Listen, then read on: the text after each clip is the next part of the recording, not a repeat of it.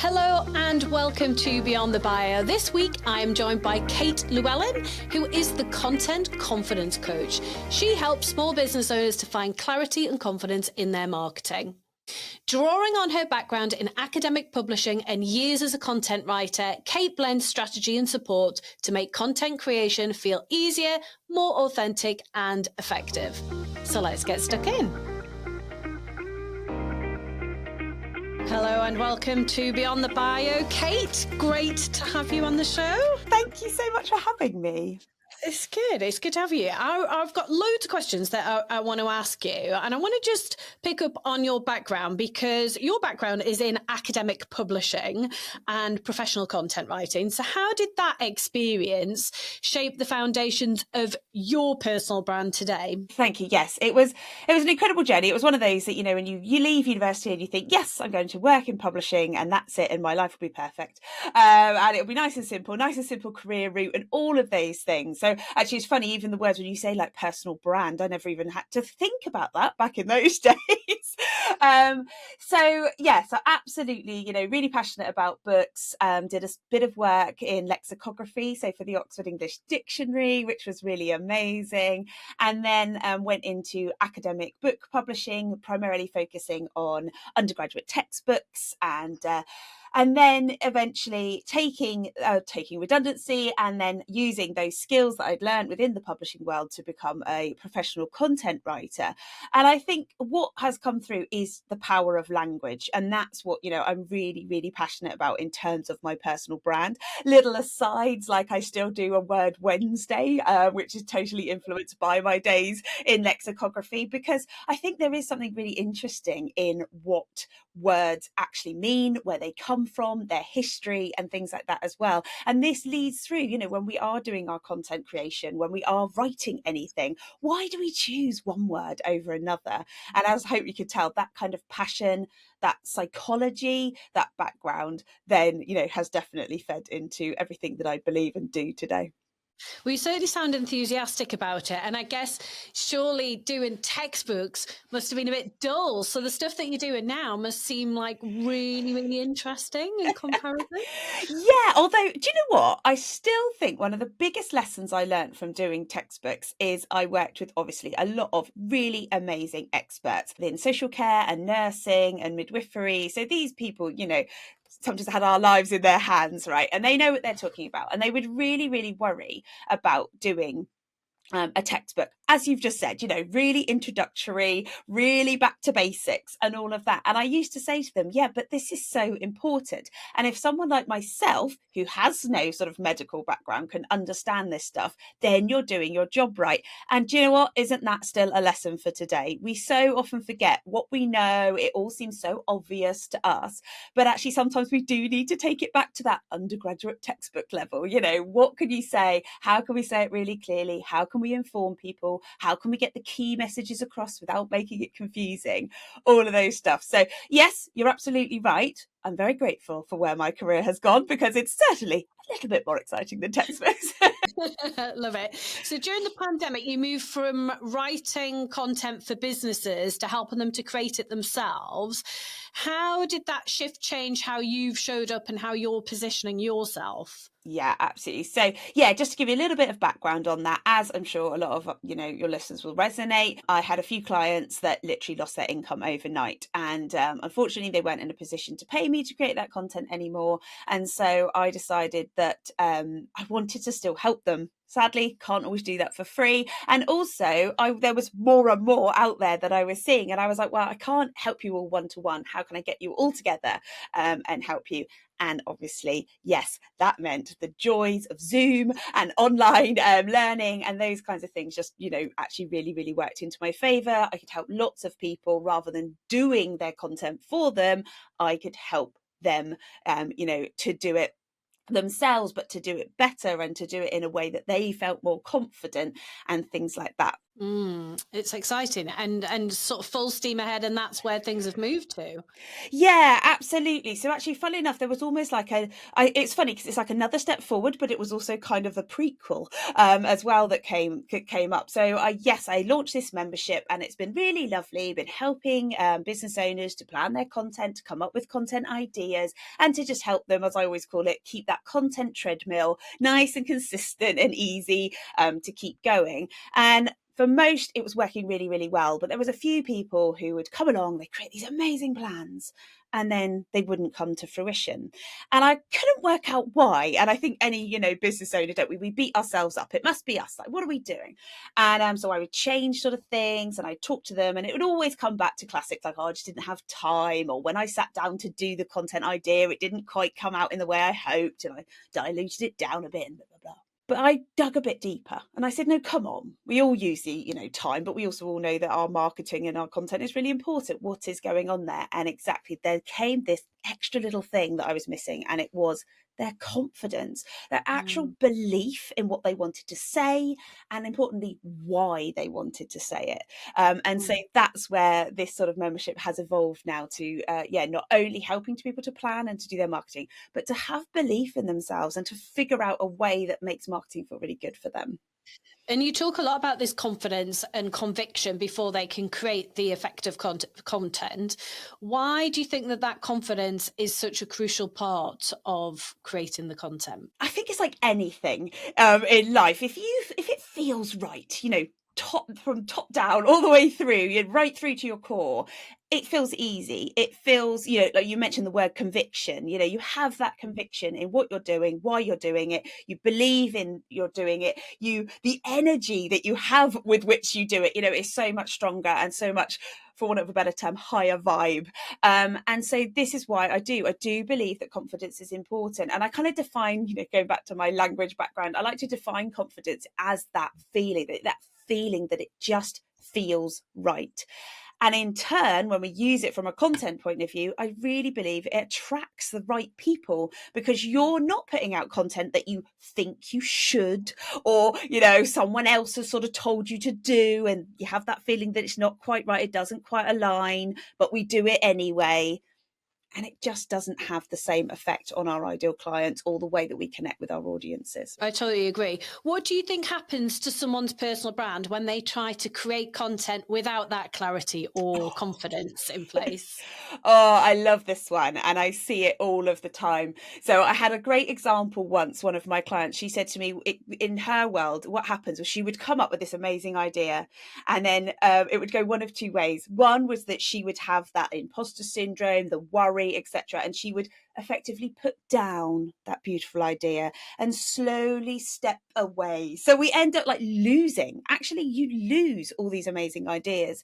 The other thing that she mentioned what would happen, and I think again will resonate with so many, is that they create an idea, and then because they don't have that conviction, they don't have that confidence, they slowly start to tweak and edit and redo, and it just becomes this really diluted kind of opaque version of what should have been a really wonderful piece of content. So with your work, what do you think helps someone's content actually start reflecting who they really are? What is the magic ingredient, or what do they need to do? So actually, I have 5 steps that I recommend to people that can just help you to build your confidence, because it is a habit building exercise. It is something that we sort of need to learn, and we need to figure out, and we need to do. So the first thing I always say to people is that consciousness raising. Just step back and reflect for a moment. Is the content you're creating filling you with joy, or is it just a chore? Has it become all same old, or is it actually, really igniting you and feeling aligned with everything you do? So just bring a consciousness for a minute about how confident you actually feel in your content. And I sometimes say to people, just give yourself a mark out of 10, because that's such a great indicator of where you are. The next step then is exactly like you said, that clarity. Well, hang on a minute, then why aren't I a 10 out of 10?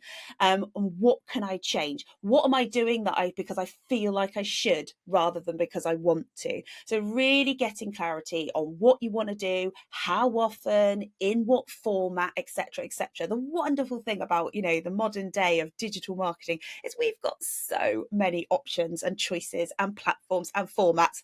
And I know that can feel really overwhelming, but also, take ownership back. You have a choice and you have lots of different ways that you can, choose to create your content and to get it out there to your audiences. So once we've got clarity and we've got a strategy that underpins that, then I do recommend that little bit of consistency. So start doing things on a regular basis, start making it feel easier. As I said, we talked about habits, kind of just doing things that you can do quite consistently, and hopefully it will start to bring that element of ease. And like anything, when it's easy, when it's joyful, we really love it.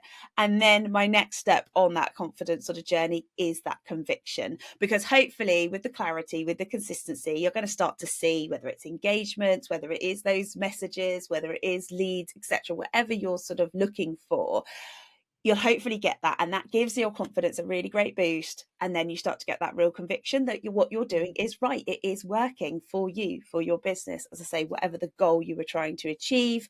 And then hopefully with all of that together, you end up at a place where you are feeling really content confident. And when you're talking about consistency, how do you define consistency?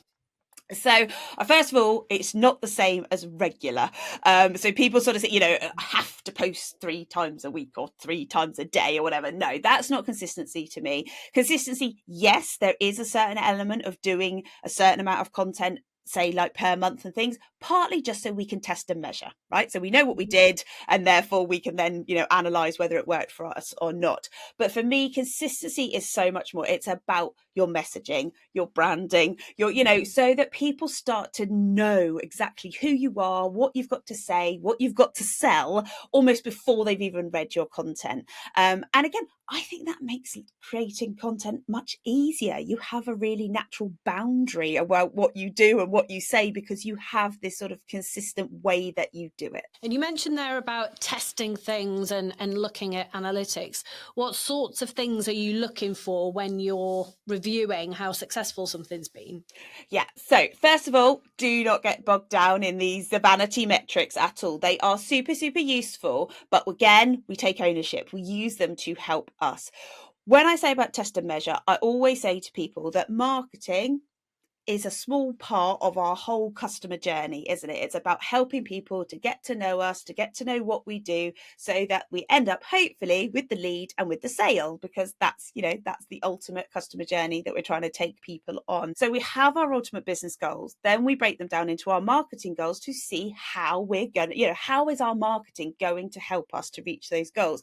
And that's where the analytics and the insights can be really, really useful, because at the end of the day, the question you're asking is, did the marketing I do help me reach the business goal that I set? And that's where, I think you can use your insights and your analytics. If you're seeing messaging go up or lead generation increasing, etc., then that's the insight you're looking for, not just this post got this many likes. That's not very helpful. No, and it is the ego thing. I did a newsletter on my LinkedIn last week, or maybe the week before, about a post that I'd done that had gone off. It'd done really well, but it didn't actually generate any sales, because it wasn't really not that I post much salesy stuff as such, but it's interesting, isn't it? Sometimes I can do the post that I know will sell something that'll get a handful of likes versus the ones that are going to blow up but not do anything. And we're all a bit ego driven, so and I think you do need a bit of both as well, because there's something around audience building. But it's interesting in terms of tracking. Do you use like fancy software that tracks all these things, or are you a bit retro? I mean, I'm terrible. I either don't track things, or it's in a notebook, or someone might maybe put things in a spreadsheet, but I'm not good at this kind of thing. Don't worry, Sophie, I'm with you. I love the term retro. I'm retro. So no, I don't have any fancy things that I use. I always say to my clients is pick 3. So like for a platform, for example, LinkedIn, Instagram, whatever it might be, pick 3 things that you're going to track. And as I've said, ideally related, that you're going to help give you some useful information about the goal or the thing you're trying to achieve right in that moment. And then, I actually have a physical content planner, and in that I have space where I record those said 3 analytics for each of the platforms that I use. And it just makes it really useful to flick through month to month to month to see where things are going, and to see, and often sometimes it's as interesting to see what goes up as what goes down, as well. And as you just said, to pick up on that moment of, sometimes, we need to maybe just tip the algorithm a little bit. We need, it can be great to get lots of likes and comments on a post and see that sort of viral element. But you're absolutely right. If that's happening month on month, but there are no sales coming in, what's the point? So we do definitely need the mix of both. And totally natural to take confidence from those posts that do really well, but again, use it as learning. Right, okay, so how can I take a post like that gets lots of interactions and help it to bring in the sales? That's great, and that will grow your confidence. Yeah, I get it. So for anyone listening or watching that doesn't feel confident about showing up online, what would be the simplest first step for them to build their brand and feel good about it at the same time? Yeah, absolutely. So my biggest tip is always look at those limiting beliefs. Like, what is it that is feeding this I don't feel confident? Is there any evidence of these things that perhaps you're telling yourself? I get lots of, I'm just going to put out the same thing. I've got nothing original to say, etc., like that. And I say to people, oh, okay, and how many people have commented or sent you an email or rung you and told you, oh yeah, Kate, your content's, the same as a, and they go, oh no one. And then I say, oh, but have you had evidence of where people have gone, oh, that's really interesting, or they've spoken to you and said, oh, I looked at your content and that's why I got in touch? And they're like, yes, I do. Brilliant. That's what we want to look at. So what's feeding those limiting beliefs, that self-doubt? And actually then flip side, what evidence do we have that actually you do have stuff to say, you are interesting, you have something unique or just compelling to your ideal clients? That's great advice. So if someone's kind of just starting out for the first time in terms of doing content, maybe there's someone that's worked for a corporate for a long time and they felt like they haven't needed to do that, and maybe they're just moving into starting their first business, where would you be advising them to start? Yeah, absolutely. So first of all, I would say, choose platforms that you feel really familiar with. So if we pick social media as an example, don't necessarily try to master all of them in one go. Pick what I call a hero platform. So the one that you possibly like hanging out with already, maybe from your past job, or even just personally that you've used before. Start also hanging out there first. And I often say to people for social media, but even if you do follow, say, lots of blogs or YouTube channels or something like that, curate that news feed. Make it somewhere that feels really fun, really interesting, is educational for you to be, because this can be such a great way to start inspiring your own content ideas. What you don't want is it to be a space where you doom scroll, where you feel bad about yourself, so just make sure we can unfollow, we can mute, we can do lots and lots of things depending on your chosen platform. Just make it somewhere where you really want to hang out and where you want to learn. And then, lots of self-compassion and start putting out your content. And it might be that, you only limit yourself to a couple of posts a week to start with. The other thing to say is just talking about that, curating that newsfeed, get used to kind of commenting and engaging yourself, because again, if it starts to feel more natural to you, then you're going to create content that also encourages those kind of comments and stuff as well. So just get really familiar, make it feel like a really safe space, because I think for many of us, the content bit actually isn't too scary. It's the actual publishing, it's the actual hitting post. And again, I think, when you're, say, comfortable, trying to think of an example, maybe, you used to go to a meeting or a networking event and you just, you get to know everybody in the room, and suddenly doing your 30-second pitch feels really comfortable and easy because you're surrounded by friends. And there's no reason why we can't sort of create that in the online space.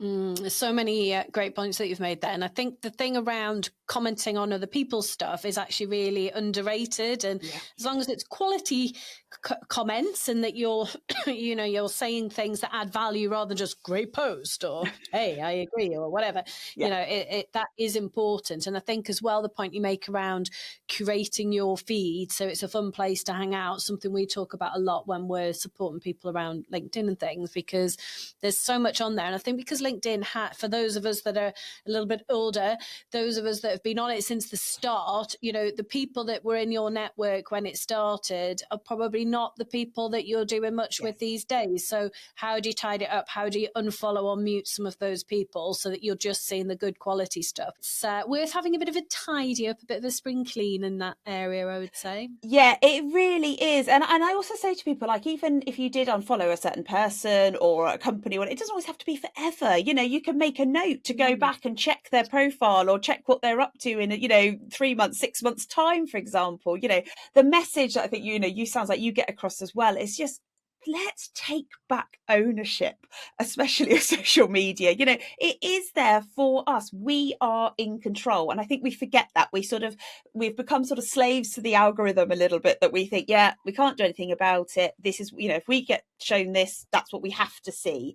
And actually, it's really not true. And in a way, it's the other way around. If we can nurture that algorithm, if we can constantly be saying, no, I'm going to teach you what to show me, then it becomes a much more rewarding space for you. And I was shocked people, because actually at one point on Facebook, I got to the point where it actually said, no new posts to see. And it was wonderful. Yeah, it was wonderful. I did a real cull. I was like, this isn't good for me. I need to and it was lovely. It was lovely, because I went, okay. And I put my phone down. Now, that was a little while ago, but it can happen. And as I say, it's just really nice when you're going in. And I think you even start to go, oh yeah, I'm seeing stuff that's interesting. I mean, and coming back to your point about commenting, you don't need to force that, oh, great post or well done. You actually go, oh, no, this is interesting. Yeah, I've got something to say. And it's amazing how that can then help, your own content and people, viewing your profile, those kinds of things, because you become someone who, is of interest to others who like or comment that post. Exactly. Love it. Gosh, there's so much to explore, isn't there, and think about in terms of LinkedIn as the example, and making it a fun place and then getting the value from it. Kate, it's been awesome speaking to you on the show today. If anyone watching or listening has not come across you yet, where's the best place for them to find you? LinkedIn is definitely my hero platform, as mentioned earlier. So do find me under Kate Llewellyn. Otherwise, I have my website, which is www.thecontentconsultancy.com. And we'll make it really easy, because we'll pop those links in the show notes. Thank you so much. Thank you. Thank you for listening. If you're serious about growing your profile, take our free profile assessment quiz to see where you're at right now and get hints and tips on how to improve your score. You'll find the link to the quiz in the show notes. If you've enjoyed the episode, it would be mint if you'd subscribe, like, and leave a review. See you next Monday.